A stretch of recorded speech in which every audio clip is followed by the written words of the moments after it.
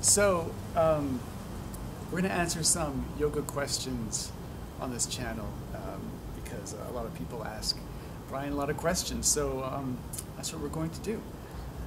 This question is, hi guys, great channel. I especially love all of Bryan's yoga videos. Thank you. I'm glad you enjoy them. I was wondering if the heels should be lining up in Warrior One. I've heard different theories and I want to know yours. I think optimally the practice within the Ashtanga practice, there is an alignment policy where the heels should be aligned. But that being said, because people have various lengths of legs and widths of hips, that it's not always the best option for your body. So what I encourage people to do is to experiment. Usually taking Warrior One, coming out of Downward Dog, you have an option to position your heels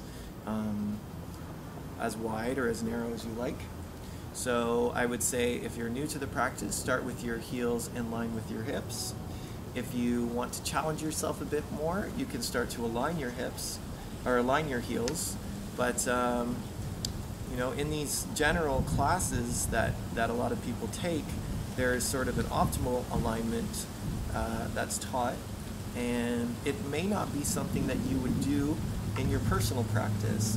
So I always try to encourage my students to find their own practice, even in a class setting, because ideally you're working from your own body, not from whatever a standard of practice has been given to you by someone else. So first and foremost, you should feel comfortable.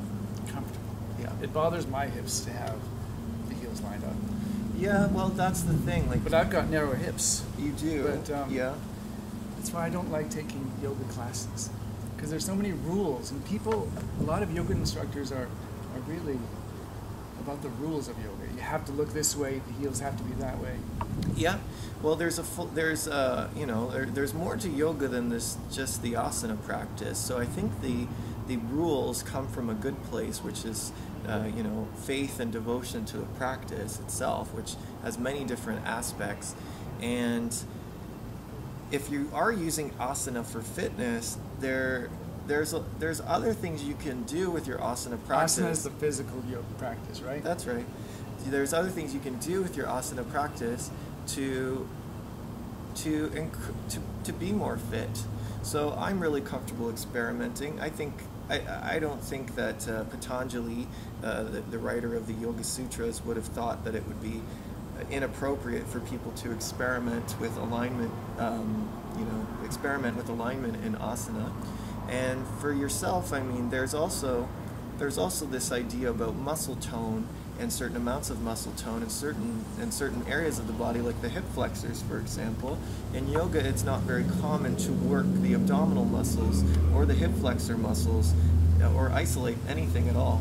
So if you do have other things that you do in your life, like you're a fitness instructor, for example, you may be building up areas of your body with muscle that an asana practice wouldn't necessarily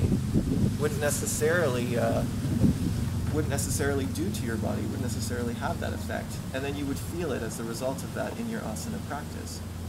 Does that make sense? Yeah. Cool.